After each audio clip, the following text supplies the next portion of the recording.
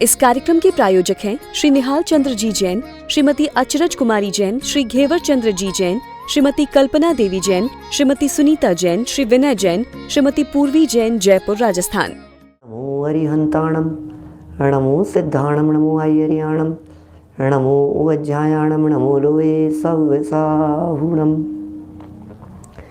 ओकारं बिंदु संयुक्तं नित्यं ध्यायन्ति योगिनः, कामदं मोक्षदं चैव ओंकाराय नमो नमः।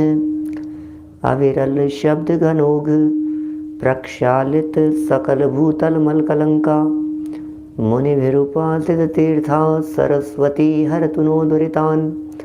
अज्ञानतिमिरान्धानां ज्ञानाञ्जन शलाकया चक्षुरुन्मिलितं येन तस्मै श्रीगुरुवे नमः। श्री परम गुरुवे नमः, परम्पराचार्य गुरुवे नमः। सकल कलुष विध्वंसकं श्रेयसां परिवर्धकं धर्म संबंधकं भव्य जीव मनः प्रतिबोधकारकं पुण्य प्रकाशकं पाप प्रणाशकमिदं शास्त्रं श्री संयम प्रकाश नामधेयम्। अस्य मूल ग्रंथ कर्तारे श्री सर्वज्ञ देवा, तदुत्तर ग्रंथ कर्तारे श्री गणधर देवा, प्रति गणधर देवा, तेषां वचनानुसारम् आसाद्य आचार्य श्री कुंदकुंदामनाय आचार्य सूर्य सागरेण विरचितं श्रोतारः सावधानतया शृण्वन्तु। मंगलम भगवान वीरो मंगलम गौतमो गणी, मंगलम कुंद कुंदाद्यो जैन धर्मोस्तु मंगलम। सर्वमंगल मांगल्यम सर्वकल्याणकारिकम प्रधानम सर्वधर्माणां जैनम जयतु शासनम, जैनम जयतु शासनम, जैनम जयतु शासनम। संयम प्रकाश नाम का ये ग्रंथ है, आचार्य महाराज सूर्य सागर जी साहब द्वारा लिखी गई यह सुंदर अनुपम रचना है। और बातें बड़ी विचित्र गंभीर यहाँ चल रही थी। एक एक प्रकरण इतिहास को साक्षी मानकर यहाँ लिखा गया, ऐतिहासिक चर्चाएं बतलाई जा रही थी। देश का राजा चंद्रगुप्त मौर्य हुआ करता था और चंद्रगुप्त मौर्य महान प्रतापी सम्राट था। आचार्य भद्रबाहु द्वितीय जो निमित्त ज्ञानी थे, निमित्त ज्ञान के विशेष ज्ञाता थे, उनको लक्ष्य रखकर यहाँ अष्टांग निमित्त ज्ञान की चर्चा भी की गई। और चंद्रगुप्त को रात्रि के अंतिम पहर में कुछ 16 स्वप्न आए और उन 16 स्वप्नों को, उनके फल को स्वप्न निमित्त ज्ञान के ज्ञाता भद्रबाहु स्वामी के सामने प्रस्तुत किया और भद्रबाहु स्वामी ने उनके कुछ विशेष फल बताए। भद्रबाहु स्वामी से उन फलों की चर्चा सुनकर देखिए क्या होनहार किस व्यक्ति की कब कैसे बदल जाए, माने बातें किस तरह की है, बातें किस तरह की दिखाई देती है।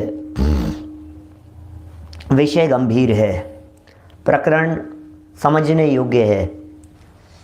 कब किस व्यक्ति की कैसी होनहार बदल जाए, किन बातों को सुनकर के ये बात यहाँ चल रही है।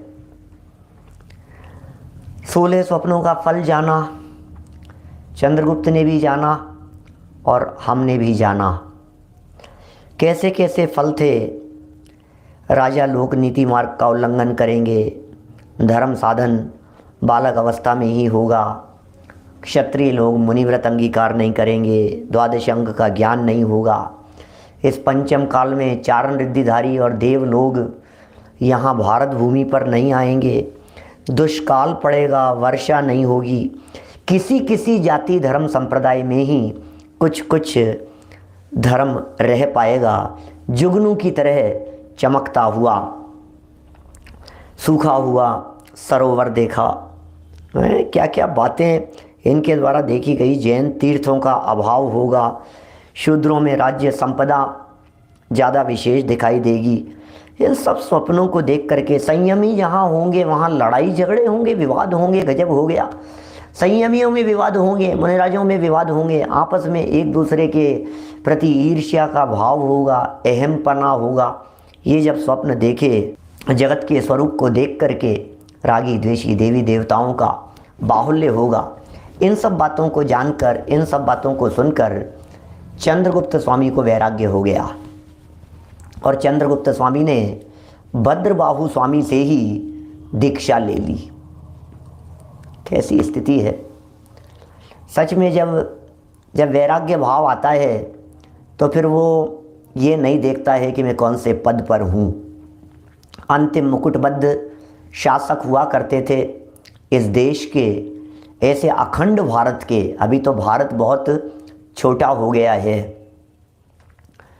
ये 2000 साल पहले की बात कर रहे हैं। उस समय अखंड भारत हुआ करता था।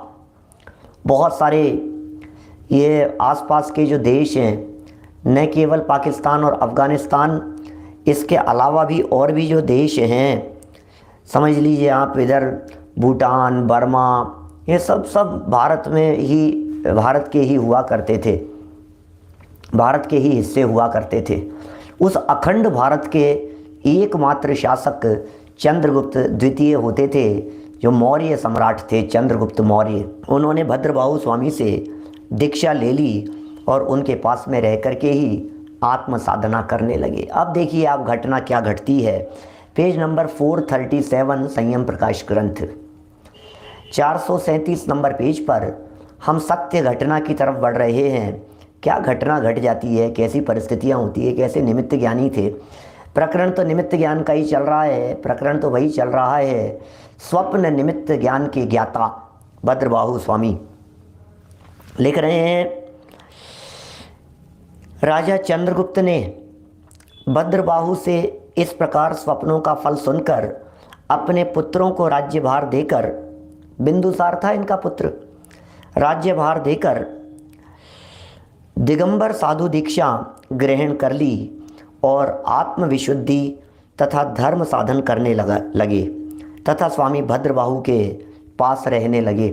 ये जब हमने हिस्ट्री पढ़ी ना, इतिहास, भारतीय इतिहास जब पढ़ा, तो भारतीय इतिहास में चंद्रगुप्त की दीक्षा, ये राज्याभिषेक का वर्णन मिलता है, राज तिलक का वर्णन मिलता है चंद्रगुप्त के, उसके राज्य काल का वर्णन मिलता है। चंद्रगुप्त द्वितीय, इसके शासन काल का वर्णन मिलता है। चंद्रगुप्त द्वितीय ईसा पूर्व 324 में हुए भारतीय इतिहास के अनुसार, और बाद में फिर ये सन्यासी होकर के वन को प्रस्थान हो गए, वन में चले गए। बस यहाँ ख़त्म हो जाती है कहानी। इन्होंने कहाँ दीक्षा ली, कौन से उसमें चले गए, कौन से संप्रदाय को अंगीकार करने लगे, कुछ भारतीय इतिहास में कुछ चर्चा नहीं। इतनी चर्चा है, मृत्यु की चर्चा नहीं है इनकी, अंत की चर्चा नहीं है चंद्रगुप्त मौर्य के। हमने बहुत बुद्धिपूर्वक, क्योंकि जब हमने इसमें एमए किया तो सारी घटनाएं तो पता ही थी अपने को ये सब, तो हमने बुद्धिपूर्वक उन चीज़ों को देखा, लेकिन कहीं नहीं मिला भारतीय इतिहास इनके दिगंबर मुनि होने के, जैन मुनि होने के एविडेंस को शायद उल्लेख नहीं करना चाहता था कि उल्लेख नहीं किए गए। लेकिन इतना ज़रूर मिलता है कि इनकी मौत की चर्चा वहाँ नहीं थी और बस सन्यासी होकर के चले गए, बस इतना उल्लेख मिलता है। मरण नहीं, सन्यासी होकर के चले गए, ये चर्चा मिलती है वहाँ। चलिए फिर भद्रबाहु स्वामी के पास ही रहने लगे। अनंतर अब क्या हुआ ये बतलाइए। अनंतर एक दिन श्री भद्रबाहु स्वामी आहारार्थ नगर में पधारे। भद्रबाहु स्वामी आहार के लिए नगर में पधारे। वहाँ पर जिनदास सेठ ने स्वामी का पड़गाहन किया और उच्चासन दिया। जिनदास सेठ थे नगर में, भद्रबाहु स्वामी उनके यहाँ पहुँचे थे। पड़गाहन, उच्चासन, नवदा भक्ति पूर्वक उन्हें आहार के लिए घर बुलाया था, आहार के लिए आए थे वे। उनके घर में एक 60 दिन का बालक पालने में झूल रहा था, 2 महीने का बच्चा पालने में झूल रहा था। वह अपनी वाणी से बोला जाओ जाओ जाओ। अब देखो, जाओ जाओ तो क्या बोला होगा? 2 महीने का बालक, 2 महीने के बालक की क्या बोली होगी? लेकिन 2 महीने के बालक की उस वाणी को सुना भद्रबाहु स्वामी ने, और कुछ स्वर उन्हें इस तरह का सुनाई दिया, जाओ जाओ जाओ जाओ जाओ, कुछ ना कुछ ऐसी कुछ ध्वनि 2 महीने के बच्चे की रोते हुए कुछ ऐसी ध्वनि सुनी, कुछ ऐसी आवाज़ सुनी। बालक की यह आवाज़ मुनिराज ने सुनी और आश्चर्य युक्त होकर पूछा, उस बालक से पूछा, हे बालक कहो कितने वर्ष तक? तब बालक ने उत्तर दिया, 12 वर्ष तक। ओहो, गजब हो गया। कैसी घटना! निमित्त ज्ञानी मुनिराज, और उन्होंने उनसे पूछा और बालक ने जवाब भी दिया। 12 निकला होगा, सुनील जी सर्राफ साहब, 12 निकला होगा। कुछ ना कुछ ऐसा, कुछ मतलब रोते रोते कुछ ऐसा, मतलब जो भी उसकी एक आवाज़ होगी, जो उसकी बोलने की टोन होगी, जो धुन होगी, उसे सुन करके भद्रबाहु स्वामी ने उसका अर्थ निकाला। 12 यह कह रहा है, इस बालक की जबान से 12 वर्ष शब्द निकल रहा है। मतलब जाने की बात भी कह रहा है और 12 वर्ष भी वहाँ निकल रहा है। उधर राजा चंद्रगुप्त ने भी 12 वर्ष के अकाल का सूचक 12 फण का सर्प देखा था। देखिए आप, दोनों बातें रिलेट कर ली उन्होंने। निमित्त ज्ञानी थे, थोड़े समय पहले ही उन्होंने चंद्रगुप्त मौर्य जिसे दीक्षा दी थी, उस चंद्रगुप्त मौर्य को जिसने 12 फनों वाला सर्प देखा था, उसको उसका ज्ञान, और इधर इस बच्चे के स्वर निमित्त ज्ञान, वहाँ स्वप्न निमित्त ज्ञान था, ये स्वर निमित्त ज्ञान है। स्वप्न निमित्त और स्वर निमित्त दोनों ही प्रकार के निमित्त ज्ञानों से जानकर अष्टांग निमित्त ज्ञान के ज्ञाता थे। सर्व प्रकार के निमित्तों की बारीकियों को, सूक्ष्मता को वे जानते थे। ये निमित्त ज्ञान क्या होता है? निमित्त ज्ञान इंडिकेशन है, निमित्त ज्ञान ये सूचक है, निमित्त ज्ञान सूचना देता है, निमित्त ज्ञान इस बात को बतलाता है क्या होने वाला है, क्या घटने, कहीं ना कहीं कोई इंडिकेशन, जैसे कहते हैं ना अपने को पूर्वाभास, जैसे कहते हैं आजकल के बोलचाल की भाषा में पूर्वाभास। अरे आभास हो गया, अरे ऐसा लग गया, ऐसा फील होने लग गया। कितने ही लोग इस तरह की बातें कह देते हैं, पहले से ही बता देते हैं।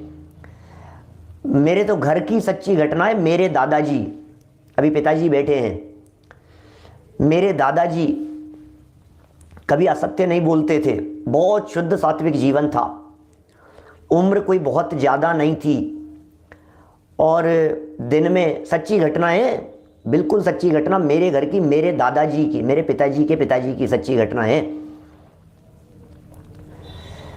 तो घर में बैठे हुए थे, बुआ वगैरह आई हुई थी, बहन बेटियां और भी थीं घर में, सब सुबह भोजन वगैरह लेने के बाद में सब जा रही थी। तो बैठे हुए दादाजी ने उनसे कहा कि, अब वो उनकी भाषा में, मैं भी उसी टोन में मैं कह सकता हूँ कि वापस आना पड़ेगा, कहाँ जा रहे हो, कोड़े जा रहे हो, वापस आना पड़ेगा थाने। तो कुछ समझे नहीं, कोई बात समझ में नहीं आई, कुछ नहीं, कोई बात नहीं थी। और 10 बजे का समय कह दिया, बोले रात को 10 बजे जाने वाले हैं हम।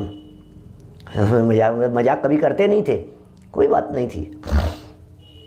और वो तो चले गए बुआ वगैरह सब लोग तो, और रात को बैठे थे, बैठे बैठे हमारे महल में, महल ही कहते थे, रहने वाले जो जगह मकान है, तो वहाँ वो बैठे हुए थे और घड़ी लगी हुई थी पीछे दीवार पर, जो हर घंटे पर बोलती थी।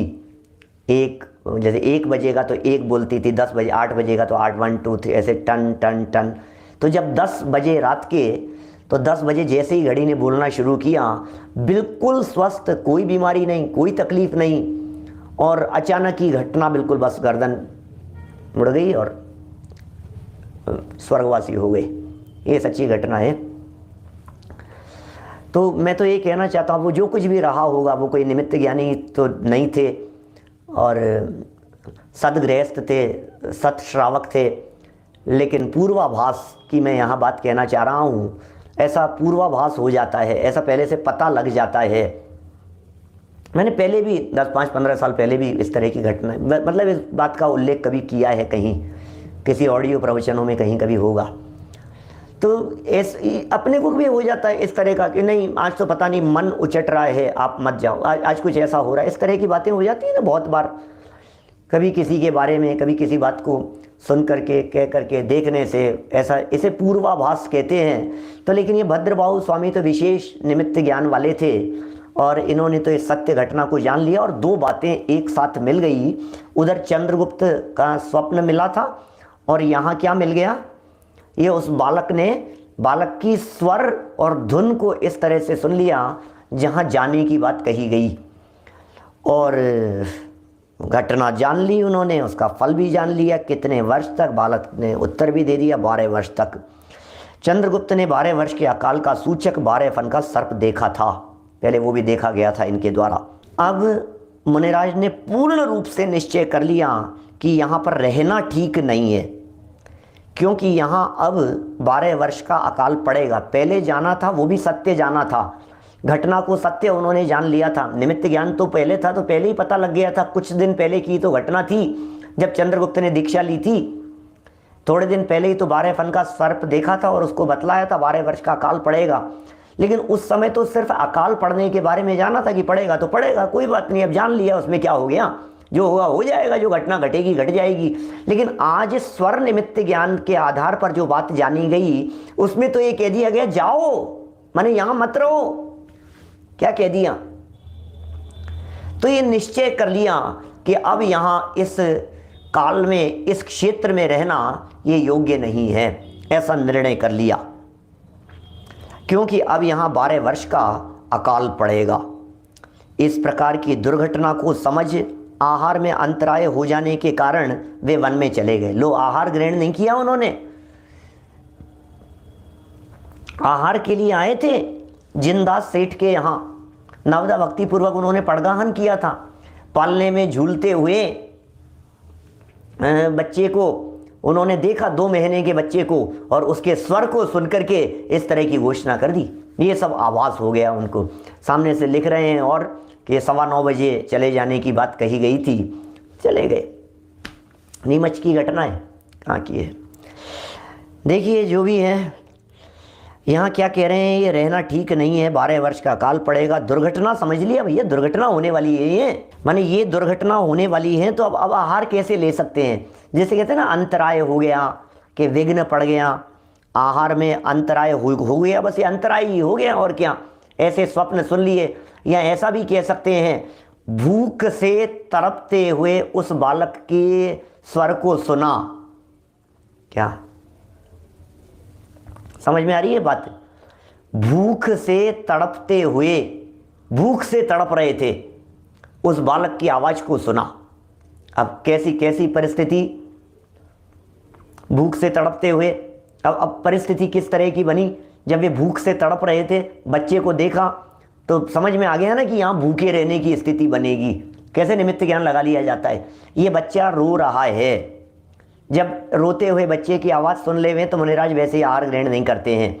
एक तरफ तो बच्चा रो रहा है, दूसरी तरफ वो भूख से रो रहा है, और तीसरी बात, ये स्वर निमित्त ज्ञान के ज्ञाता, इसका मतलब भूख से रोने की परिस्थिति यहाँ इस क्षेत्र काल में बनने वाली है, और कितने काल तक बनेगी ये भी उनको पता लग गया। अंतराय जान करके वे वन में चले गए। उन्होंने 24,000 मुनि जो उनके साथ थे उन सबको बुलाकर कहा कि यहाँ पर अब रहना ठीक नहीं है। 24,000 मुनिराज थे। अब कितने बड़े बड़े संघ, कितने विशाल संघ, कैसी स्थिति होगी। देख देख करके अपने को ऐसा लगता है 24,000 मुनिराजों का संघ, इतना विशाल संघ था जो उनके निर्देशन में चलता था।